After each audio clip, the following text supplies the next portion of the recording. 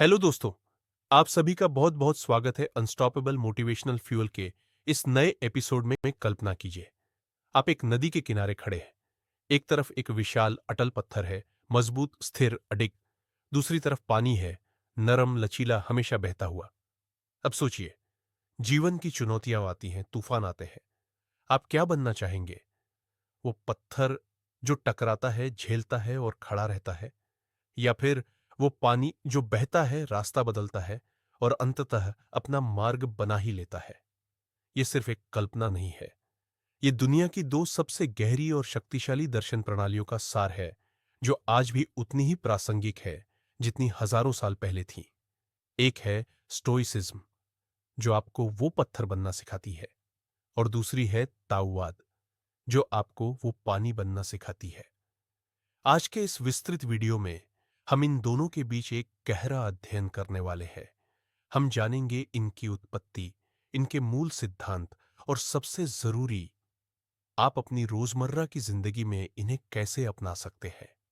तो वीडियो को लाइक करें, चैनल को सब्सक्राइब जरूर करें और बने रहिए हमारे साथ आखिर तक, क्योंकि आज का टॉपिक आपकी लाइफ बदल सकता है। चलिए स्टार्ट करते हैं। किसी भी फिलॉसफी को समझने के लिए उसकी जड़ों में जाना जरूरी है। आइए एक छोटा टाइम मशीन टूर लेते हैं। पहले बात करते हैं स्टोइसिज्म की। इसकी शुरुआत आज से लगभग 2300 साल पहले, 300 ईसा पूर्व में, एक व्यक्ति जीनो ऑफ सिटियम ने की थी। कहानी यह है कि जेनो एक व्यापारी थे। उनका जहाज डूब गया और वो बर्बाद हो गए। इसी संकट ने उन्हें फिलॉसफी की ओर मोड़ दिया। लेकिन स्टोइसिज्म को असली पहचान मिली रोमन साम्राज्य में।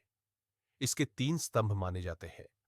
पहला, सेनेका, एक बहुत अमीर सलाहकार और नाटककार, जिन्होंने दुख, समय और जीवन पर गहरे लेटर्स लिखे। दूसरा, एपिक्टेटस। हैरानी की बात यह है कि वो एक गुलाम थे। उन्होंने सिखाया कि कुछ चीजें हमारे वश में हैं, कुछ नहीं। बाहरी स्वतंत्रता छीन सकती है, लेकिन आंतरिक स्वतंत्रता कोई नहीं छीन सकता। तीसरा, मार्कस ऑनरेलियस, शायद दुनिया का सबसे ताकतवर इंसान, रोम का सम्राट। उन्होंने अपने लिए एक डायरी लिखी, मेडिटेशंस, जो आज भी दुनिया भर में पढ़ी जाती है। इन सब का एक ही लक्ष्य था, नैतिकता, साहस, न्याय और बुद्धिमत्ता के साथ जीना। बाहरी दुनिया अराजक हो सकती है, लेकिन अपने भीतर के चरित्र पर हमारा नियंत्रण होना चाहिए। अब बारी है ताओवाद की। इसकी जड़ें प्राचीन चीन में हैं, लगभग 6वीं शताब्दी ईसा पूर्व में। इसके संस्थापक पिता माने जाते हैं लाओ तुजू। किंवदंती है कि वो एक राज्य के अभिलेखागार में काम करते थे। जब वो दुनिया से विरक्त हो गए तो वहां से जाने लगे। बॉर्डर गार्ड ने उनसे कहा कि जाने से पहले अपनी विजडम लिख कर दो, और इस तरह ताओ ते चिंग की रचना हुई, जो ताओवाद की बाइबल बन गई। उनके बाद एक और महत्वपूर्ण फिलोसोफर हुए, जुआंगजी, जिन्होंने कहानियों और व्यंग्य के जरिए ताओवाद के विचारों को और आगे बढ़ाया। स्टोइसिज्म के नियंत्रण के विपरीत, ताओवाद का केंद्रीय विचार है ताओ। ताओ का शाब्दिक अर्थ है रास्ता या मार्ग। यह ब्रह्मांड का वह सार्वभौमिक, अनंत और अवर्णनीय सिद्धांत है जो हर चीज को संचालित करता है। ताओवाद हमें इसी ताओ के प्रवाह के साथ सहजता से चलना सिखाता है। यह करने के बजाय होने की फिलॉसफी है। अब आता है सबसे दिलचस्प हिस्सा। आइए देखते हैं कि एक ही समस्या के लिए ये दोनों फिलॉसफीज कितने अलग अलग सॉल्यूशंस ऑफर करती है। जीवन की चुनौतियों और बाधाओं से कैसे निपटें। स्टोइसिज्म, स्टोइक्स का एक प्रसिद्ध सिद्धांत है, the obstacle is the way, यानी बाधा ही रास्ता है। उनका मानना है कि कोई भी समस्या आपको मजबूत बनाने, आपके चरित्र को तराशने और आपको बेहतर बनाने का एक अवसर है। आपको उस बाधा का सामना करना चाहिए, उसे एनालाइज करना चाहिए और अपने रीजन और वर्च्यू का इस्तेमाल करके उसे पार करना चाहिए। आप सक्रिय, प्रोएक्टिव बनते हैं, आप नियंत्रण लेते हैं। ताओवाद, ताओवाद का दृष्टिकोण इसके एकदम विपरीत है। यह पानी की तरह बनो सिखाता है। पानी को देखिए, यदि आप उसके रास्ते में एक पत्थर रख दें, तो क्या पानी उससे टकरा कर अपनी एनर्जी खत्म करता है? नहीं, वह उसके चारों ओर से बह जाता है, उसके ऊपर से ओवरफ्लो हो जाता है, या धीरे धीरे उसे घिस देता है। ताओवाद कहता है कि चुनौती से सीधे टकराने के बजाय उसके साथ फ्लो करो, अडेप्ट करो, उसके आसपास का नेचुरल रास्ता ढूंढो। आप अडेप्टिव बनते हैं। भावनाओं के साथ कैसे पेश आए। स्टोइसिज्म। एक बड़ा गलतफहमी है कि स्टोइक्स भावनाहीन होते हैं। ऐसा नहीं है। वे भावनाओं को दबाने की नहीं, बल्कि उन पर तर्क से नियंत्रण करने की बात करते हैं। उनका डाइकोटोमी ऑफ कंट्रोल कहता है, अगर कोई चीज आपके कंट्रोल में नहीं है, जैसे दूसरे लोग क्या सोचते हैं, तो उसके बारे में चिंता करना या उससे परेशान होना बेकार है। अपनी एनर्जी उन चीजों पर लगाओ जो आपके कंट्रोल में है, जैसे आपकी प्रतिक्रिया, आपकी मेहनत। इससे मेंटल एनर्जी की बचत होती है। ताओवाद। ताओवाद भावनाओं को प्रकृति का एक नेचुरल हिस्सा मानता है। यह कहता है कि भावनाएं आती जाती रहती है, जैसे बादल आते जाते हैं। आपका काम उन्हें पकड़ना नहीं, उन्हें जबरन कंट्रोल करने की कोशिश करना नहीं है। आपका काम है उन्हें फील करो और उन्हें जाने दो। उनके प्रवाह, फ्लो में बाधा मत डालो। जबरदस्ती का नियंत्रण ही तनाव पैदा करता है। स्वतःस्फूर्तता को एम्ब्रेस करो। सफलता और लक्ष्यों के प्रति दृष्टिकोण। स्टोइसिज्म। स्टोइक्स लक्ष्य बनाने को इनकरेज करते हैं, लेकिन एक बहुत इंपॉर्टेंट वार्निंग के साथ। Focus on the effort, not the outcome. यानी परिणाम पर ध्यान मत दो, बल्कि अपने प्रयासों पर ध्यान दो। आपका काम है 100% देना। परिणाम आपके कंट्रोल में नहीं है। अगर आप फेल भी हो जाते हो, लेकिन आपने पूरी कोशिश की, तो भी आपने वर्चुअसली एक्ट किया है। ताओवाद। ताओवाद लक्ष्यों के पीछे भागने को थोड़ा संदेह की नजर से देखता है। इसकी जगह यह वू वेई, यानी नैसर्गिक क्रिया या एफर्टलेस एक्शन की कॉन्सेप्ट सिखाता है। मतलब, अपने काम में इतना डूब जाओ, अपने क्राफ्ट का इतना अभ्यास करो कि काम बिना जबरदस्ती के ऑटोमेटिकली, नेचुरली होने लगे। जैसे एक मास्टर म्यूजिशियन बिना सोचे संगीत बजाता है। सफलता प्रोसेस का एक नेचुरल बाय प्रोडक्ट बनकर आती है। समाज और दूसरे लोगों के साथ संबंध। स्टोइसिज्म। स्टोइक्स मानते हैं कि इंसान सोशल क्रीचर्स है। हमारा कर्तव्य है कि हम अपने परिवार, कम्युनिटी और देश के प्रति जस्टिस, विजडम और करेज के साथ अपनी रिस्पॉन्सिबिलिटी निभाएं। हमें एक अच्छा नागरिक बनना चाहिए। ताओवाद। ताओवाद का इससे थोड़ा अलग नजरिया है। यह मानता है कि समाज के बनाए हुए आर्टिफिशियल रूल्स, कन्वेंशंस और एक्सपेक्टेशंस हमें हमारे नेचुरल ताओ से दूर ले जाते हैं। इसलिए समाज के दबाव से मुक्त होकर अपने सरल, स्वाभाविक सेल्फ को खोजना जरूरी है।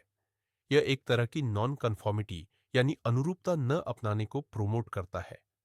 जीवन का अंतिम लक्ष्य क्या है? स्टोइसिज्म। स्टोइसिज्म का अल्टीमेट गोल है यूडेमोनिया, जिसे हम मानवीय समृद्धि या सद्गुणपूर्ण जीवन कह सकते हैं। एक ऐसा जीवन जहां आप तर्क से चले, भावनाएं आपके नियंत्रण में हों और आप हर सिचुएशन में अपना कैरेक्टर स्ट्रांग रखें। ताओवाद। ताओवाद का अल्टीमेट गोल है ताओ के साथ सामंजस्य में रहना, एक सरल, सहज और प्राकृतिक जीवन जीना। ब्रह्मांड के नेचुरल फ्लो के साए एक होने का एहसास। इससे आंतरिक शांति मिलती है। तो देखा आपने, एक फिलॉसफी है द अनब्रेकेबल वॉल, जो हार्डशिप का सामना करती है। दूसरी है द फ्लोइंग रिवर, जो हार्डशिप के आसपास से बह जाती है। दोनों ही अपनी जगह सही है। अब सवाल यह उठता है कि इन सिद्धांतों को हम अपनी डेली लाइफ में कैसे उतारें। चलिए कुछ प्रैक्टिकल एग्जांपल्स लेते हैं। मान लीजिए आपको एक बहुत इंपॉर्टेंट जॉब इंटरव्यू देना है। Stoic approach. आप पूरी तैयारी करेंगे, यह आपके कंट्रोल में है।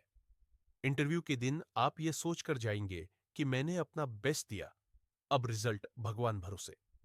सिलेक्ट नहीं भी हुए तो भी आप खुद को कोसेंगे नहीं, क्योंकि इंटरव्यूअर का डिसीजन आपके कंट्रोल में नहीं था। ताओवादी अप्रोच। आप तैयारी तो करेंगे, लेकिन बहुत ज्यादा टेंशन लेकर नहीं। इंटरव्यू को एक लाइफ एंड डेथ सिचुएशन की तरह नहीं, बल्कि एक नॉर्मल कॉन्वर्सेशन की तरह सी करेंगे। आप नेचुरली फ्लो करेंगे, क्वेश्चंस के आंसर्स बिना घबराहट के देंगे। आप वो वे का प्रदर्शन करेंगे, कॉन्फिडेंट होकर बात करेंगे, बिना इसके लिए जबरदस्ती की। एक और एग्जाम्पल, कोई आपको गुस्सा दिला दे। स्टोइक रिएक्शन, आप तुरंत रिएक्ट नहीं करेंगे, अपने माइंड में डिचोटोमी ऑफ कंट्रोल अप्लाई करेंगे। क्या इस व्यक्ति का बिहेवियर मेरे कंट्रोल में है? नहीं। तो फिर मैं इस पर अपनी एनर्जी क्यों बर्बाद करूं? मैं अपनी रिएक्शन पर कंट्रोल रखूंगा। ताऊवादी रिएक्शन, आप गुस्से को फील करेंगे, उसे आने देंगे, लेकिन उसे पकड़कर नहीं रखेंगे। जैसे आता है वैसे ही जाने देंगे। आप उस पर्सन के बिहेवियर के अगेंस्ट फोर्स अप्लाई नहीं करेंगे। आप समझेंगे कि यह उनका अपना ताऊ है और आपका अपना। आप अडेप्ट करेंगे और आगे बढ़ेंगे। स्टोइसिज्म अपनाने के लिए एक मॉर्निंग रिफ्लेक्शन, रोज सुबह 2 मिनट सोचे, आज क्या क्या प्रॉब्लम्स आ सकती है, मैं उन्हें वर्च्यू के साथ कैसे हैंडल करूंगा। 2 इवनिंग रिव्यू, रात को सोने से पहले अपने दिन का रिव्यू करें। कहां आपने वर्च्यू दिखाया, कहां इंप्रूवमेंट की गुंजाइश है।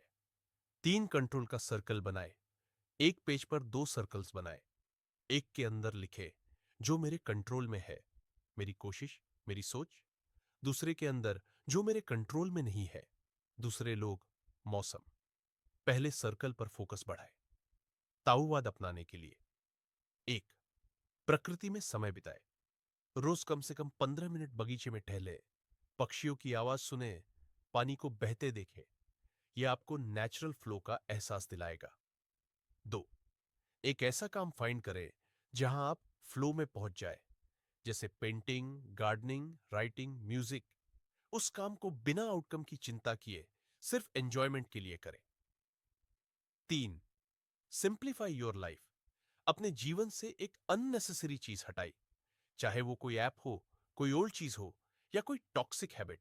सिंप्लिसिटी ताओवाद का कोर है। दोनों फिलॉसफीज को मिक्स एंड मैच भी किया जा सकता है।